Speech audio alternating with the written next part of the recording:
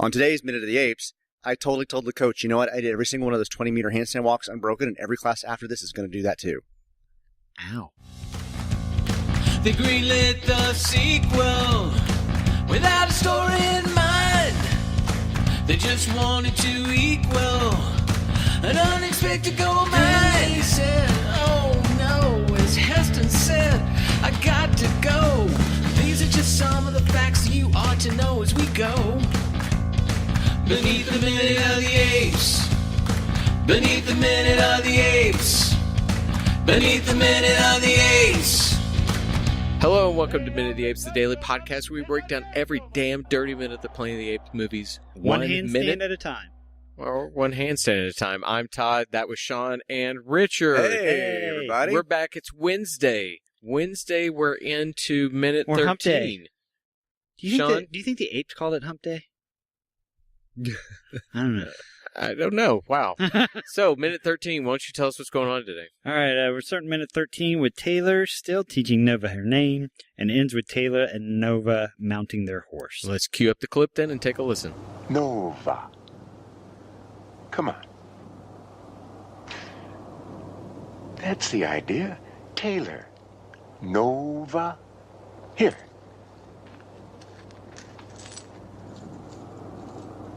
Taylor. Taylor. Here. Here's a prize. You go to the head of the class. Why don't we just settle down and found a colony, huh? All the kids will learn to talk. Sure they will. Now, where in hell do we go from here? We might make it yet.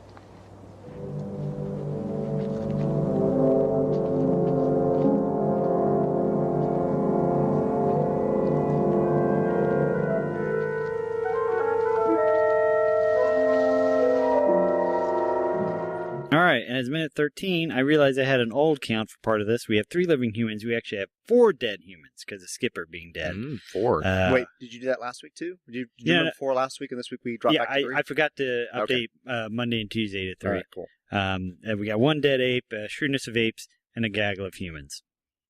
And, okay, I know Taylor is still teaching Nova how to say her name, but when you watch it, it looks like he specifically places 1 grain of sand on her lips and then moves away. I swear, while he's touching her lips and everything, he just puts a grain of sand on her mouth. Did you see that? I'm watching the clip. Did you just fart? I thought Richard wanted me to watch a clip. He puts his phone up here and it's Linda Harrison. And I thought, oh, he hasn't hit play. It's her fart face. Smell the fart face? 5 seconds of him staring at her, giving him a couple of very slow.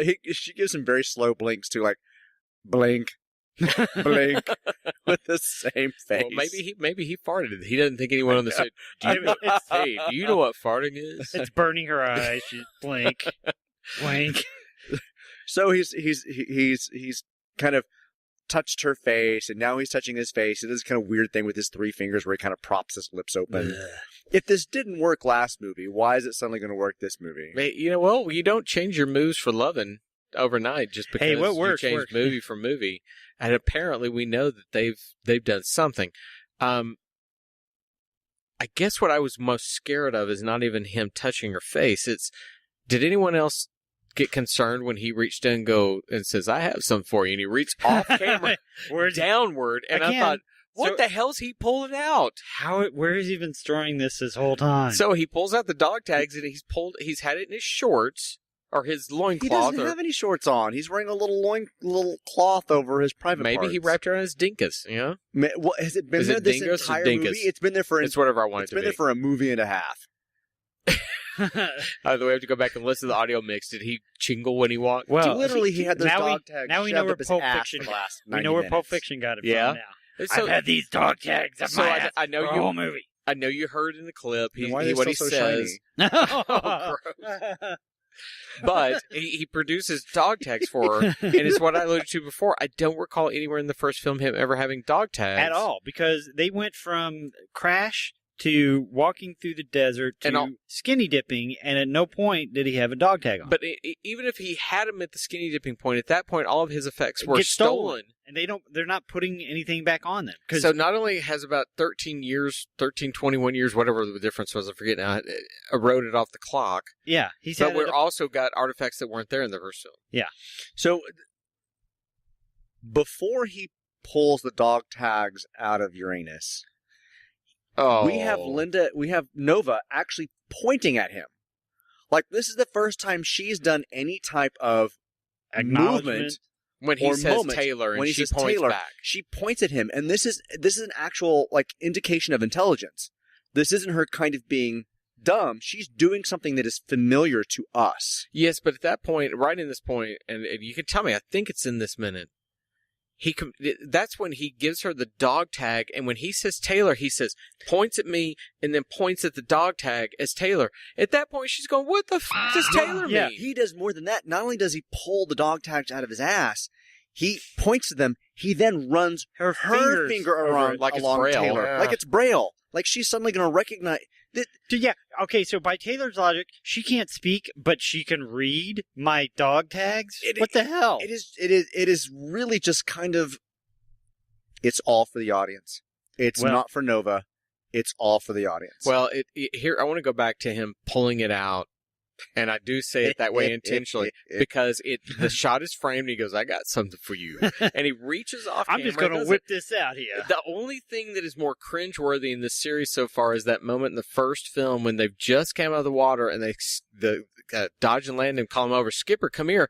And they're all standing there naked, the three of them, and two of them descend in front of him. And you're like, Taylor. what are they doing?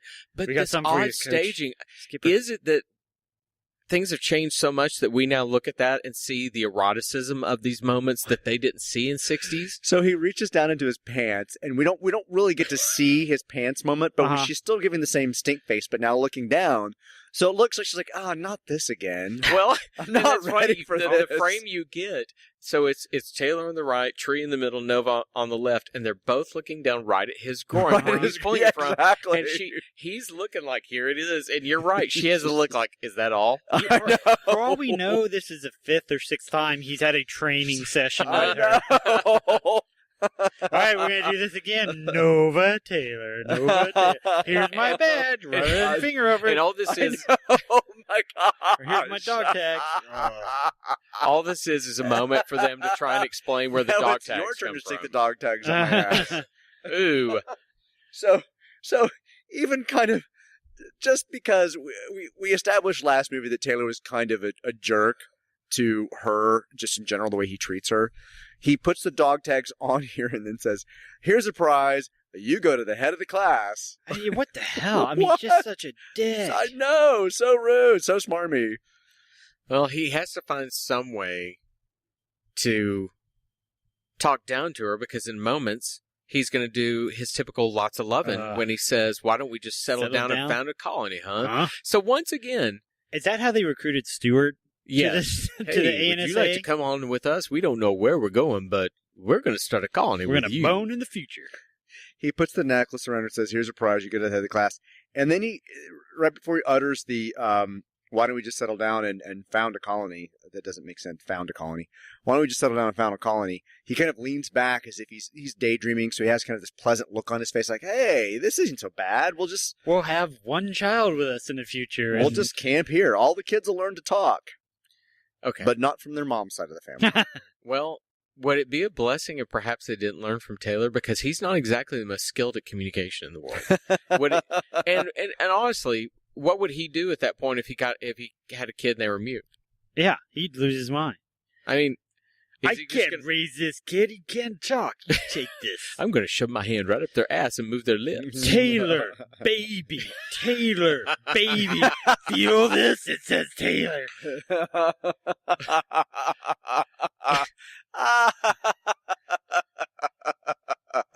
Well, I didn't mean to laugh like that.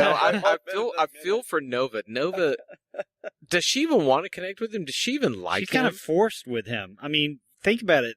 Basically, she was given to Taylor back in the first movie, and she just been drug along with him the entire time, through the trial, through breaking out of there, through escaping. We assume they have rations still. We assume because they don't seem to be looking for water. They don't seem to be hungry. They don't seem to be anything like that. So clearly he's feeding her. She's away from her tribe. They're in the desert. I mean, I guess I would kind of have to stick around. I mean, I don't know. Where are you going to go? Yeah. I mean, if you get off the horse, I mean, you're in the middle of nowhere. What's that thing where you abuse somebody or kidnap somebody and you keep them around for so long, they just kind of assume that this is safe and normal? I mean, that maybe as known for right Stockholm, Helsinki. Very good. Well, so he kind of has that moment of talking about settling down. It's almost as though he's kind of given up on finding anything else new. Right. And then he goes, where in the hell do we go from here? And I'm wondering, is that the writers or is that Taylor?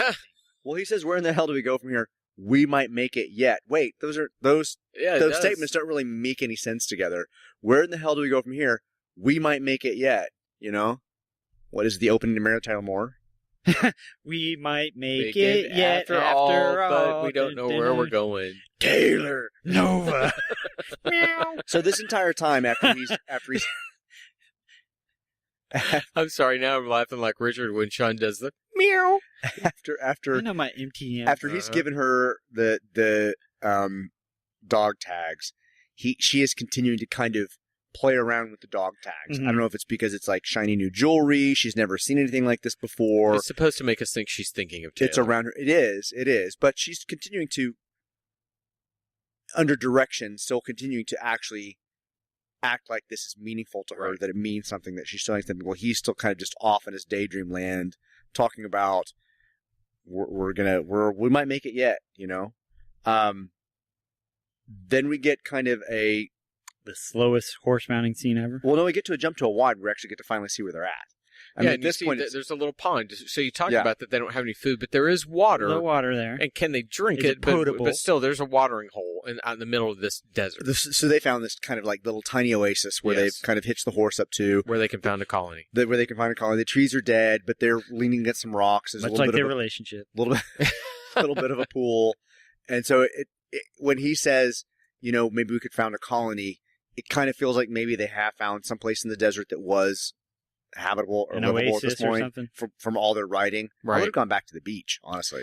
You know, as you guys were talking through all that stuff, I really started thinking about the question of how they end up together. Why does she feel locked to him? Usually in a film like that, you get a moment where he saved her or something like that. And she feels locked to him because of that. But yeah, he's just We've really had no reason other than that they were thrust together for them to be together. Right?